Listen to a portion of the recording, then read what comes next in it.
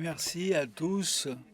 Il s'agit d'une excellente présentation. J'aimerais vous rappeler que, bien sûr, qu'il s'agit d'une conférence estivale virtuelle. Tout est enregistré, s'il vous plaît. Veuillez bien simplement écouter les présentations. Maintenant, j'aimerais vous offrir la possibilité de poser des questions. Nous avons nos modérateurs qui vont nous aider à poser des questions. Merci beaucoup. Eh bien, très bien.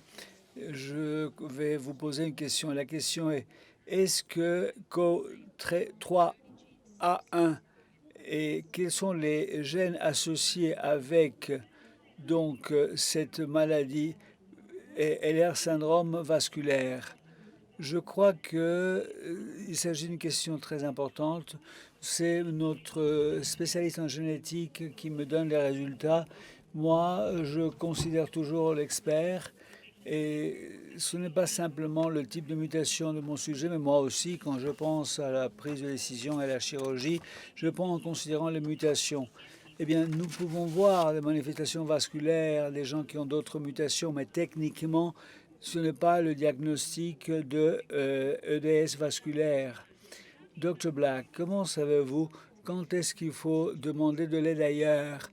Quand est-ce que vous devez demander quand il y a des problèmes d'urgence?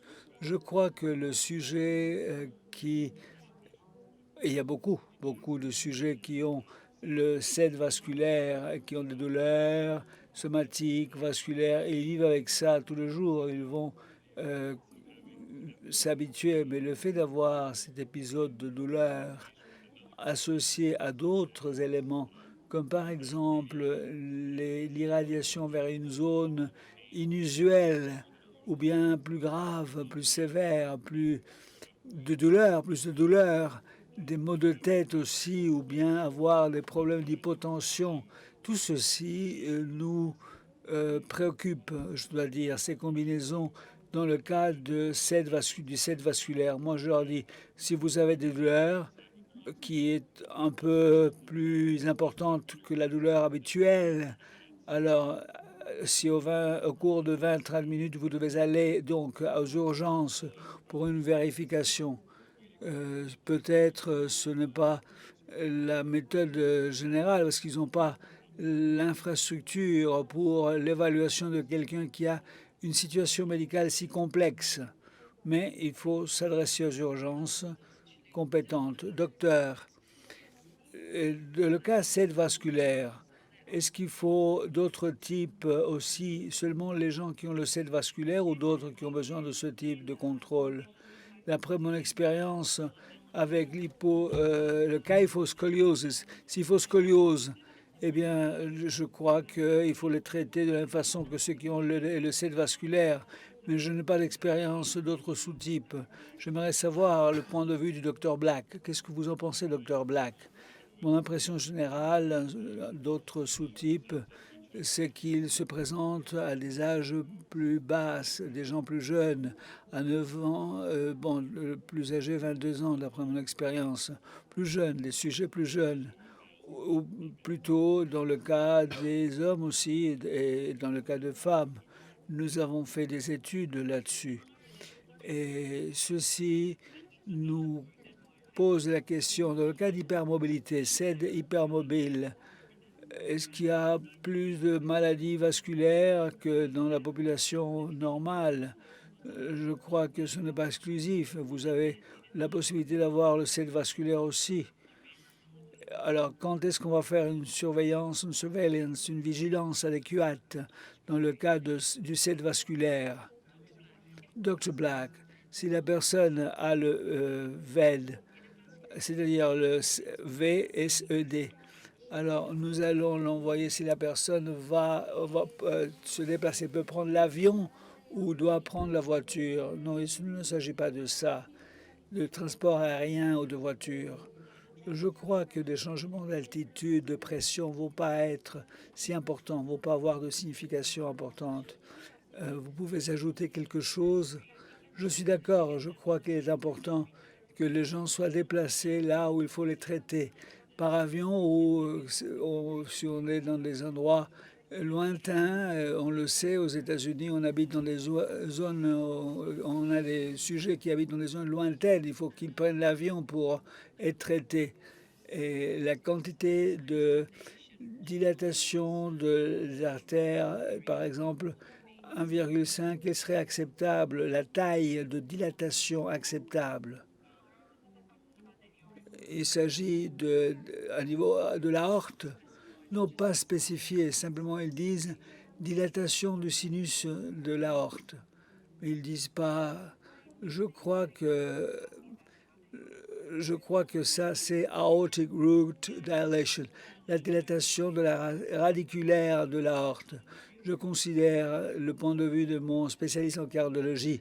Je ne m'occupe pas de ça, mais pour ceux qui suivent la présentation de la première partie, qui va vers le cœur, la première partie de l'aorte, qui va vers le cœur, et je ne veux pas spéculer.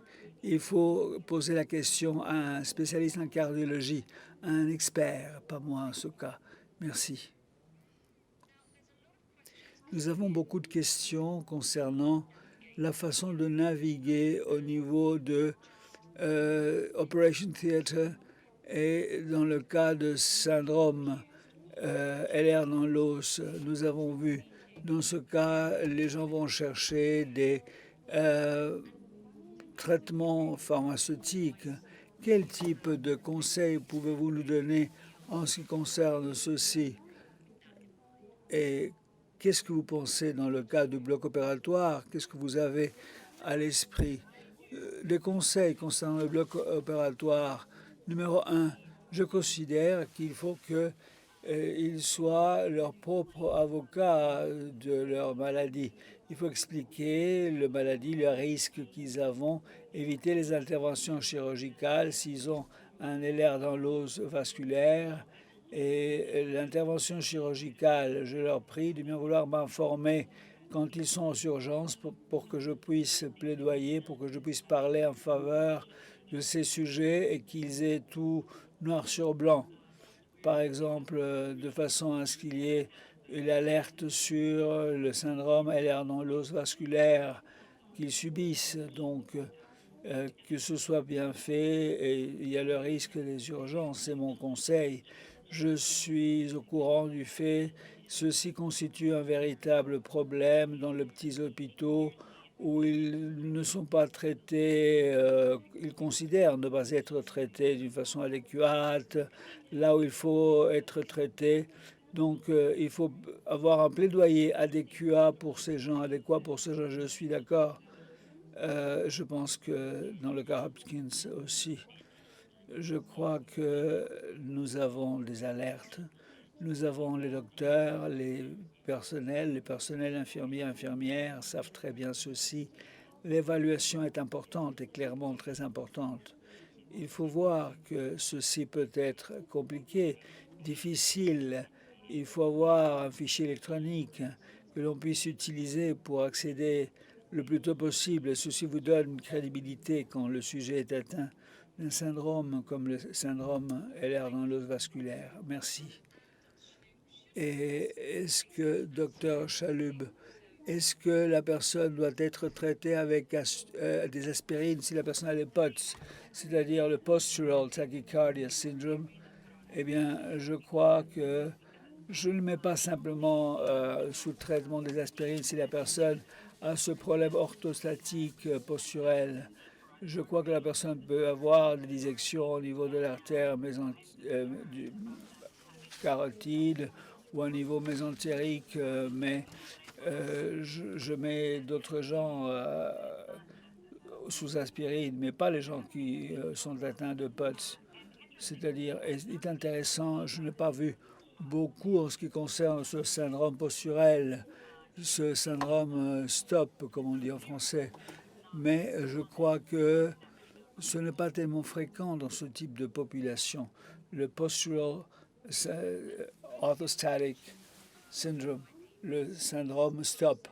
Je crois que qu'est-ce que vous considérez la chose la plus importante en ce qui concerne si vous avez donc le syndrome SED vasculaire? Quel est fondamental du point de vue des haltères, d'un moment de rupture, par exemple du côlon. Je crois qu'il faut trois choses qu'il faut considérer.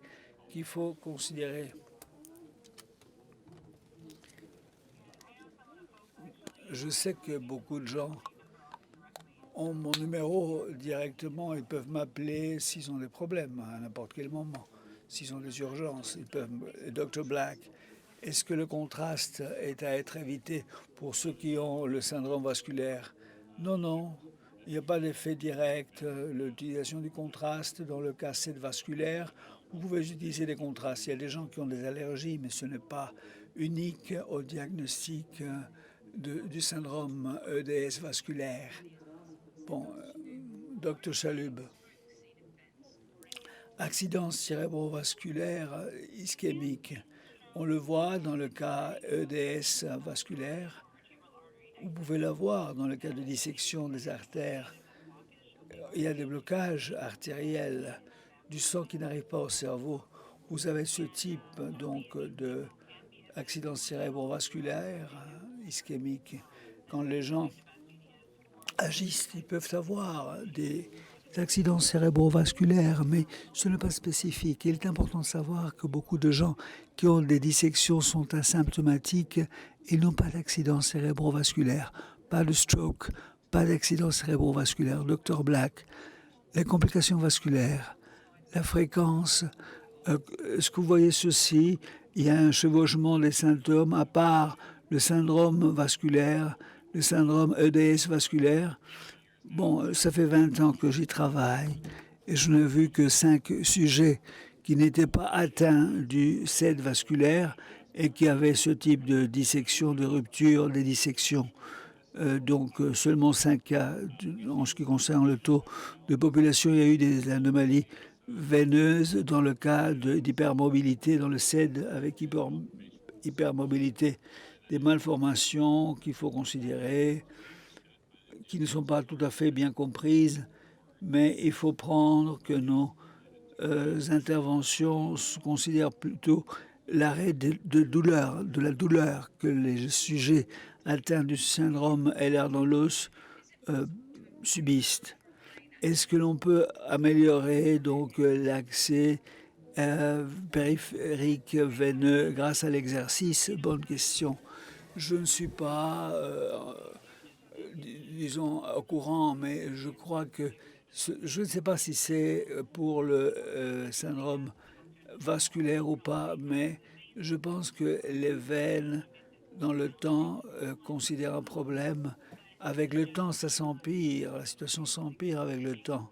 Donc, il faut voir la façon de contrôler et obtenir le niveau de tension adéquat. Pourquoi vous induisez une hypotension? Il peut y avoir une hyperfusion du cerveau. La stratégie de descendre la pression au moment la tension est d'une façon régulière tous les jours, par exemple, est une chose que l'on voit. On utilise le bypass, on utilise donc la tension qui va chuter à 60-70 mm de mercure pendant 1 heure. Le physiologue va réduire aussi la tension de ce sujet. Et ce n'est pas un problème, ce n'est pas simplement le fait de faire chuter la tension de l'individu. Il y a une grande quantité de stress au niveau du système. Donc cette hypotension induite permet moins de saignement, moins d'hémorragie. Et c'est une stratégie pour éviter des problèmes dans le cas. Mais ce n'est pas unique à la chirurgie vasculaire en soi. Mais ceci a beaucoup de sens. Ceci est une raison. Peut-être c'est difficile à contrôler. On commence par faire que le sujet soit hypotendu. Merci. Si vous avez déjà une dissection, si vous avez une déchirure au point d'accès, alors la chirurgie à ciel ouvert, c'est la seule option. Je vis la question et je crois que la personne qui écrivait ceci pensait à l'artère fémorale, le point d'accès fémoral, intervention à ciel ouvert pour réparer ceci. Voilà pourquoi si nous devons faire une procédure endovasculaire, on utilise donc l'exposition à ciel ouvert d'abord et après on présente le composant endovasculaire, mais c'est un entourage contrôlé et c'est une réparation programmée, jamais une urgence. Dr Black, est-ce qu'il y a des précautions spécifiques dans la chirurgie non vasculaire, par exemple ce qui concerne l'orthodontie, ce qui concerne le fait molaire, l'extraction molaire? J'ai entendu parler des problèmes des interventions chirurgicales où il y a des hémorragies, où il y a des problèmes. Mais je ne crois pas que ce soit des précautions spécifiques à prendre. Je crois que ceci doit être géré dans un entourage hospitalier. Au niveau de l'hôpital, le dentiste peut ne pas avoir les mêmes possibilités. Le dentiste peut-être pour des interventions sans importance, d'accord, mais s'il y a un compromis des vaisseaux sanguins, ceci doit avoir lieu au niveau de l'hôpital, où il y a toutes les possibilités.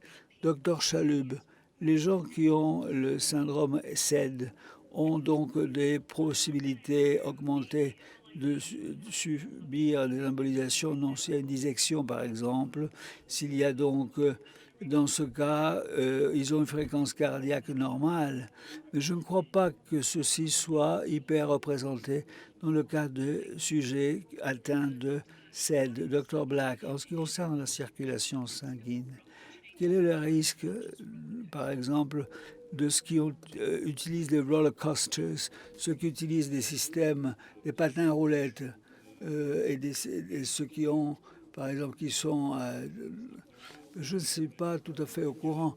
Par exemple, vous avez les gens qui ont ce système peuvent avoir des dislocations, peuvent avoir des douleurs, peuvent avoir... En ce qui concerne la tension, ceci n'a pas été étudié. Ces roller coasters n'ont pas créé des problèmes. Et je crois que dans ces montagnes russes, je ne crois pas que ceci puisse poser un grand problème d'après mon point de vue, d'après ce que je connais. Merci beaucoup. Docteur Chalub, est-ce que peut-on considérer s'il y a une dissection chez un individu de 2 ans, un enfant de 2 ans? Je crois que ceci est très rare. Les données viennent de Peterborough où il a étudié 200 sujets. La moitié, c'était des sujets diagnostiqués et l'autre moitié, c'est des membres de la famille qui avaient ça. Mais c'était des cas des enfants en bas âge. Le taux n'est pas zéro entièrement. Mais chez Morrison, à l'hôpital des enfants, il étudie les enfants avec EDS vasculaire. Il a vu quelques cas, mais je ne crois pas que chez les 2 ans, chez les enfants qui ont 2 ans, on puisse trouver ça d'une façon générale. Je dirais que c'est très rare, très peu fréquent chez les enfants de 2 ans. Dr Black, quels sont les éléments vasculaires que vous voyez dans l'EDS classique? Des éléments vasculaires, c'est rare. Les anévrismes, c'est ce que l'on trouve. Et au niveau de l'arbre artériel, l'iliaque, pas l'aorte, mais tout ce qui est, nous savons, ce n'est pas beaucoup, ce n'est pas très fréquent, mais nous avons 4-5 au cours de 20 dernières années. Donc il y a d'autres éléments à considérer. Donc, par exemple, au niveau facteur de risque, au niveau iliaque, l'histoire clinique du sujet qui peut contribuer. Ce n'est pas le classique, ce n'est pas le SED classique, mais il se peut que il faut faire un screening dans la vie du sujet et voir ceci avec les spécialistes en génétique pour voir ce que l'on considère à propos de ce SED vasculaire chez cet individu en question. Merci beaucoup. Alors, tous les gens qui ont EDS vasculaire et qui sont asymptomatiques, la plupart de ceux qui ont SED vasculaire sont asymptomatiques. La plupart des anévrismes et des disections peuvent être asymptomatiques et nous avons constaté quand on fait une surveillance, quand on va faire un suivi des sujets, et ça peut comprimer, ça peut provoquer de la douleur, ça peut s'inflammer, À niveau aortique, oui, ça, c'est symptomatique. Quand ça arrive, il y a de la douleur.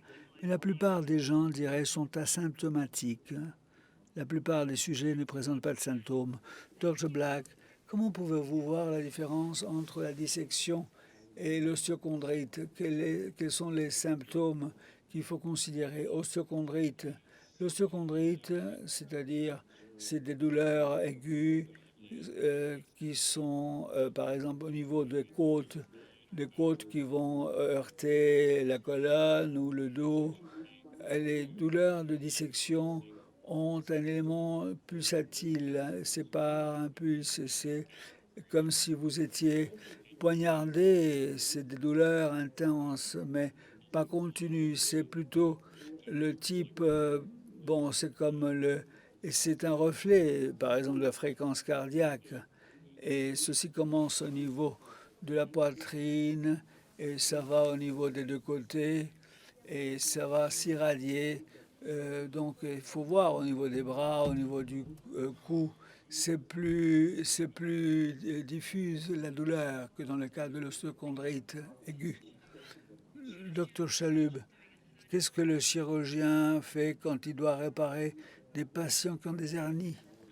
Alors, le débat, dans le cas du chirurgien général, c'est vous faites ce que vous faites normalement, mais avec bien de soins. Vous prenez beaucoup de bien de soins. Les chirurgiens sont familiarisés à la façon de travailler. Donc, vous faites ce que vous voulez, mais vous prêtez attention, vous faites attention. Et simplement, quand ils arrivent à l'EDS, il faut le contrôler avec beaucoup de soins. Et disons lentement, très doucement, très lentement pour ne pas heurter, pour ne pas endommager les tissus. Le même principe s'applique, mais avec beaucoup plus d'attention. Vous faites beaucoup plus d'attention, vous faites comme d'habitude. Les perforations et les ruptures, ce sont les mêmes choses. Les perforations et les ruptures, oui, oui, c'est pareil en général. En tant que chirurgien vasculaire, c'est la même chose. La perforation, c'est le terme utilisé pour décrire un problème gastro-intestinal, une rupture. On dit par exemple perforation au niveau de l'intestin. C'est un problème sémantique, mais pour un chirurgien vasculaire, rupture ou perforation, ça veut dire la même chose. Dr. Chalub, quelle est la prévalence actuelle de ce EDS vasculaire, le syndrome SED vasculaire? Entre 1 sur 250 000, peut-être 1 sur 50 000. Et si l'on faisait plus de cas, on aurait encore beaucoup plus de cas, mais c'est rare dans la population normale. Rare, très peu fréquent. 5% de syndrome Ehlers dans l'os, c'est de type vasculaire. Ceci peut aider. 5% de ceux qui ont le syndrome SED sont de type vasculaire. 5%. Dr. Black, les chirurgiens vasculaires connaissent ce que c'est que ce type vasculaire. Il faut un chirurgien vasculaire. Est-ce que c'est important quand vous avez cette maladie vasculaire pour être sûr, pour être dans de bonnes mains? La plupart des chirurgiens vasculaires, eh bien, n'ont pas d'expérience avec le SED vasculaire. Ils peuvent être habitués à la préoccupation générale de gérer les tissus et la fragilité vasculaire, mais ils n'ont pas d'expérience avec le SED. Donc je crois que, alors là, des procédures de moins d'importance, comme je mentionnais, ce sont des conditions vasculaires habituelles, mais des lésions pas très importantes. Et ceci peut le faire un chirurgien vasculaire normal, mais quand il s'agit de dissection, rupture, perforation, etc., des problèmes de reconstruction vasculaire d'importance, je crois que dans ce cas, oui. Dans ce cas, vous devez chercher au centre local pour qu'il soit en contact avec des experts locaux ou avec ceux qui sont véritables des experts dans la matière. Une question, docteur Chalub. Vous pouvez dire le nom de l'antibiotique que vous utilisez, ce que vous avez mentionné? Les fluoroquinolones. C'est l'antibiotique fluoroquinolone à éviter. Fluoroquinolone. Fluoroquinolone. Alors un exemple, c'est la ciprofloxacine, ribofloxacine, oxyfloxacine, des éléments qui terminent en floxacine. Et pour terminer, je dis que c'est le Food and Drug Administration qui a lancé donc l'alarme, qui a donc ces antibiotiques classiques peuvent avoir une augmentation de rupture dans ce cas de syndrome SED, dans le syndrome LR dans l'os.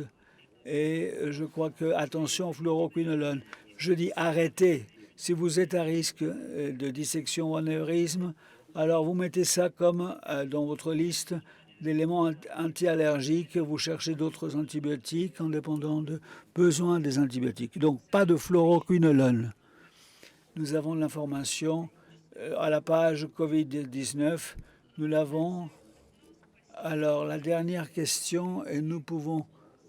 Alors quels sont les signes et les symptômes que l'on a donc pour voir donc le doute sur la possibilité d'un syndrome vasculaire?